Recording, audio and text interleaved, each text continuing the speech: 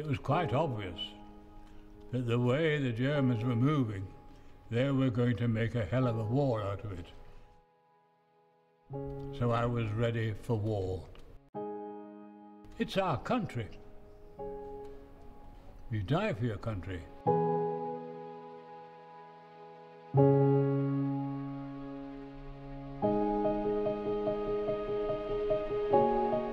Winston Churchill made it quite clear that there was going to be a war. I can remember saying, we've got to stop this fellow Hitler. We were safer in the air than they were on the ground, as far as I was concerned. It transpired that we were doing something far more important than we thought.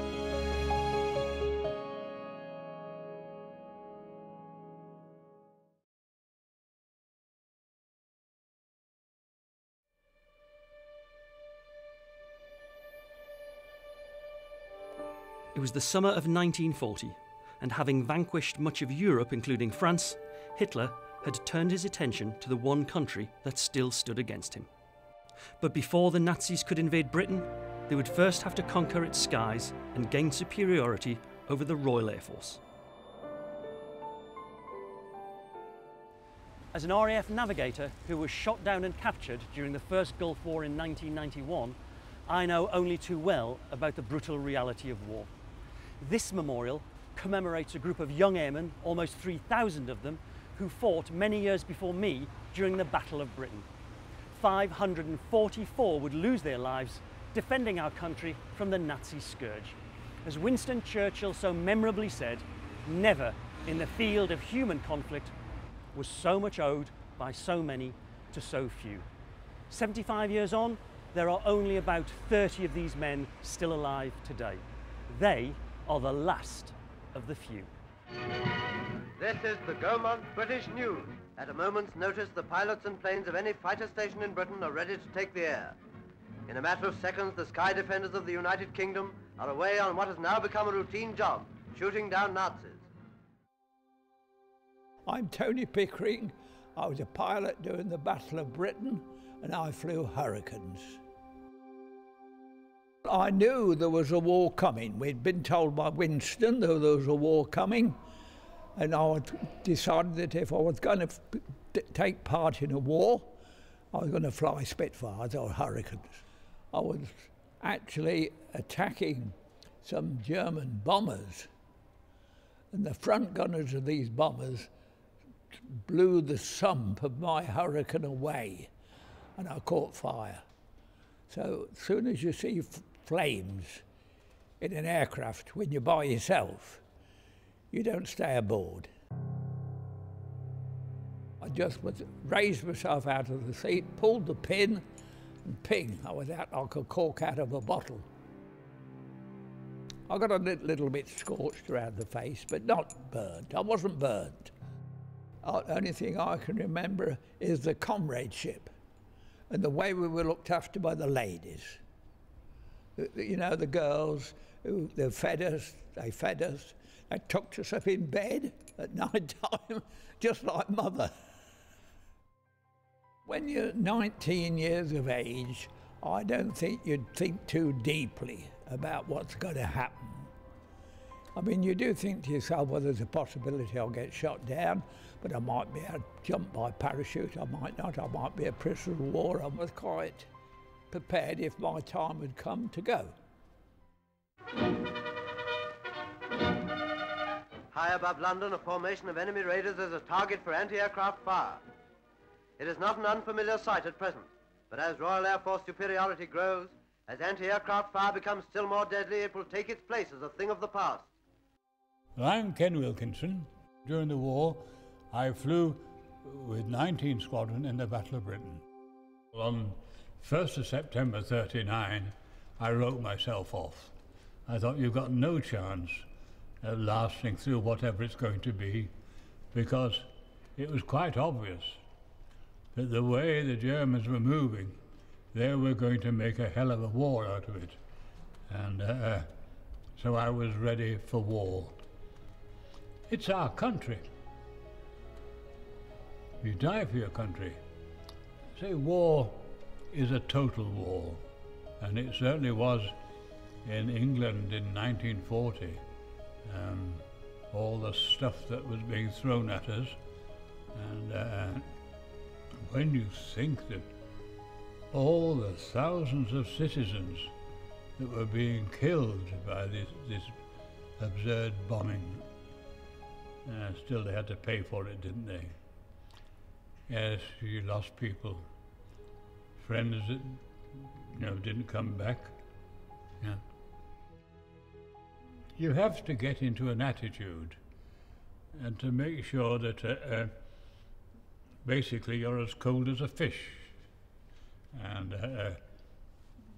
once somebody has failed to return, that's it. Dame Fortune smiled on me and not on some of the others.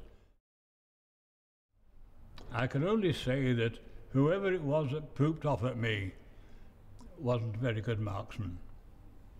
Were you lucky? Oh, lucky as hell.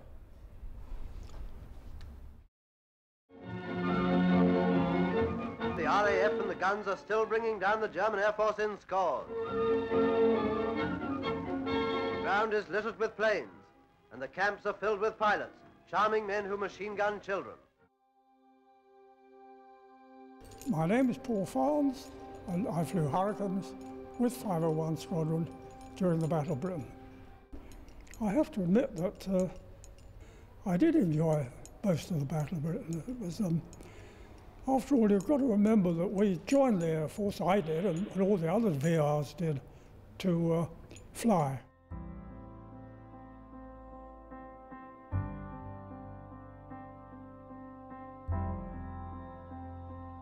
To be able to fly several times a day, every day, in one of the finest aeroplanes going, was good. I'd gone up with the squadron, and I was on the way back, and suddenly coming towards me, I saw a Ju-88 at the same height. I couldn't believe it. Anyway, I whipped round and followed him. Gave him a few bursts, and he crashed. And the CO of the station took me over in the car, and I met the pilot, and that was quite fun. What did you say to the man that you just shot down and nearly killed? Did you shake his hand? I tried to, but he wouldn't shake hands. We lost 20 pilots out of 60. And suddenly say, well, where's that chap who came here a couple of days ago? He didn't come back. It sounds like a very fragile way to live your life. It was very fragile. But strangely enough, it was a good life. I enjoyed it. Enemy territory has been battered by bombs of the Royal Air Force. Germany has had 700 raids. Each raid has been a cog in a great machine built up to smash forever the Nazi reign of bullying and greed. These men won the battle with skill and military strategy, but also with bravery and resolve. Coming together at the RAF Museum's Battle of Britain Hall 75 years on, these three veterans' experience of the war is one they all share. You're young and you're enthusiastic. That was the trouble with most of our people. They were too enthusiastic. You had to be careful they didn't shoot you down. It was a shambles, quite honestly. I mean, once you started, it was every man for himself. I mean, there were aircraft everywhere. I remember sitting on the ground waiting to go, and I found it quite a nervous experience in actual fact until one got airborne. The only emotion I felt was, let's get off the ground as quickly as possible.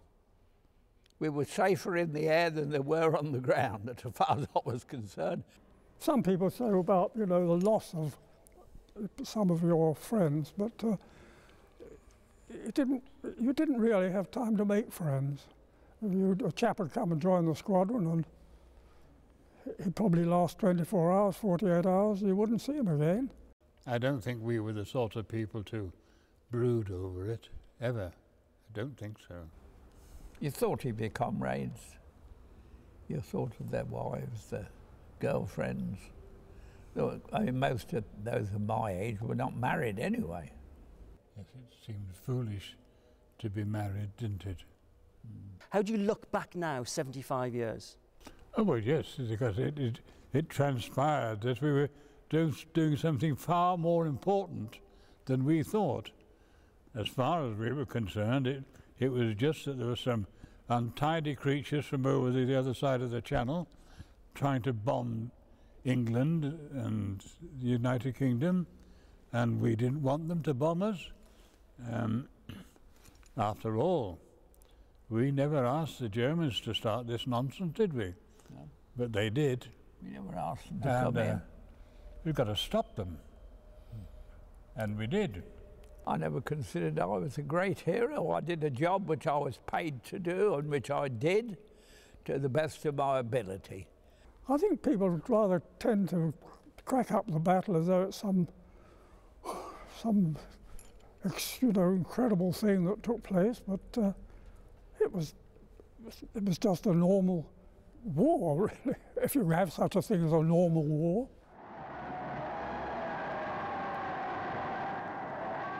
It was another 5 years until the Nazis ultimately surrendered to the Allies and the war was over. But it was their failure to match Britain in the air in 1940 which marked a turning point in World War II. Thanks to the resilience of the British people and the skill of the Royal Air Force, it proved to be just as Churchill had predicted, our finest hour.